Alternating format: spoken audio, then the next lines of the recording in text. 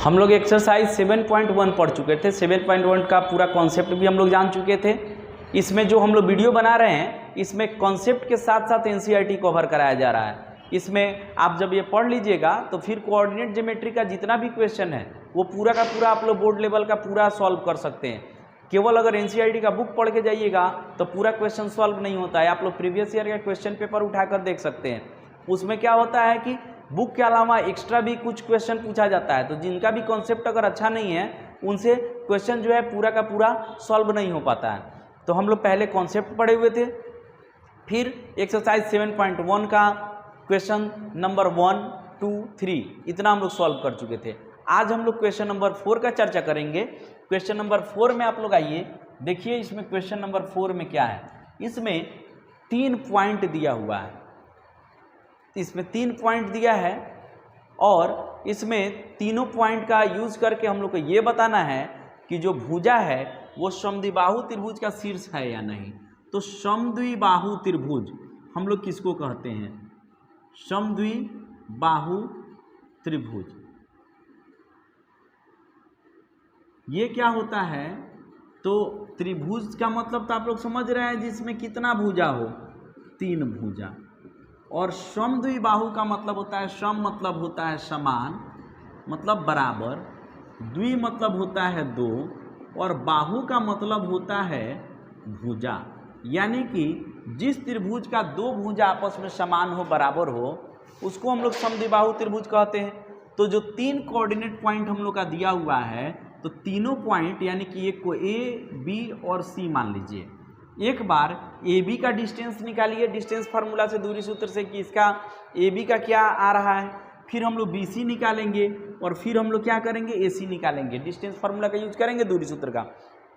अगर हम लोग किसी 2 भुजा को देखेंगे कि अगर बराबर हो जा रहा है तो हम लोग कहेंगे कि ये जो बिंदु दिया हुआ है ये समद्विबाहु त्रिभुज का शीर्ष है।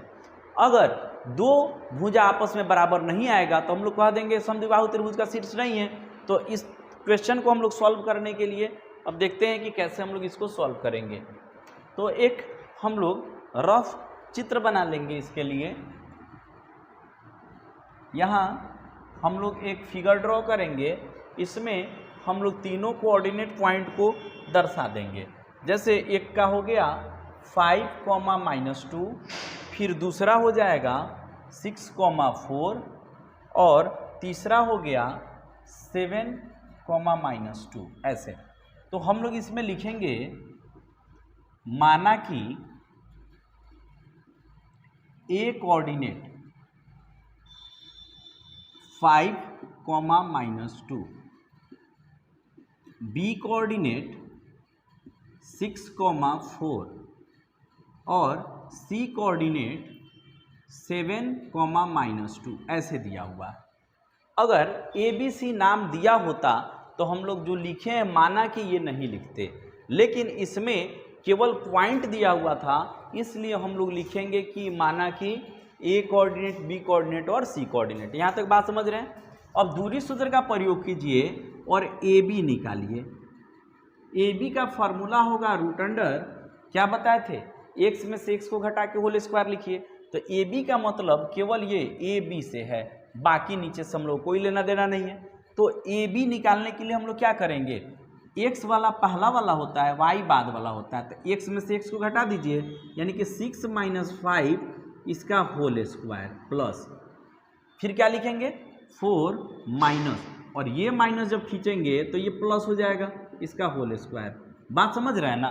4 सूत्र का हम लोग माइनस खींचते और फिर यहाँ पर वैल्यू -2 दिया है तो फिर एक और माइनस खींचेंगे, बस ये प्लस हो जाएगा।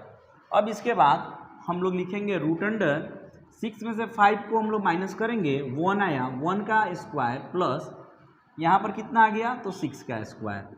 तो रूट अंडर 1 का स्क्वायर 1 प्लस इसका 36 आ जाएगा, यानी कि रूट अंडर 37 इकाई ऐसे आ गया।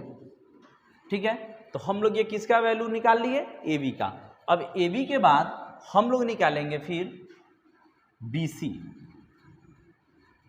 तो बी सी निकालने के लिए हम लोग वही वाला कॉन्सेप्ट यूज करेंगे, रूट अंडर x2 - x1 का होल स्क्वायर। बी सी यहाँ है तो 7 में से हम लोग किसको माइनस कर लेंगे, 7 माइनस 6 इसका होल स्क्वायर प्लस क्या लिखेंगे -2 और -4 इसका होल स्क्वायर। ठीक है यहाँ तक। अब रूट अंडर देखिए यहाँ पर माइनस करेंगे तो 1 आएगा और 1 का स्क्वायर कर लेंगे तो 1 प्लस यहाँ पर कितना आ जाएगा बताइए, दोनों माइनस में है तो माइनस माइनस ऐड हो जाएगा यानी कि -6 हो गया और 6 का स्क्वायर 36 हो जाएगा, माइनस का स्क्वायर प्लस वहीं जाता है यानी कि 1 + 36 बराबर रूट अंडर कितना आ गया 37 इकाई। अब तो हम लोग यहाँ देख रहे हैं कि दो भुजा आपस में क्या हो गया बराबर आ गया। जब इसका दो भुजा आपस में बराबर आ गया तो हम लोग फिर तीसरा भुजा भी निकाल के चेक करेंगे।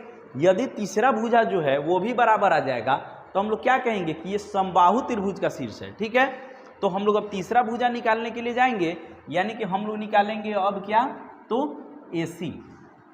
तो AC निकालिए, AC बराबर क्या होगा तो रूट अंडर A और C यहाँ है यानी कि 7 माइनस 5 इसका लिखेंगे होल स्क्वायर प्लस क्या लिखेंगे -2 माइनस और ये माइनस फिर मिलके प्लस हो जाएगा 2 इसका होल स्क्वायर।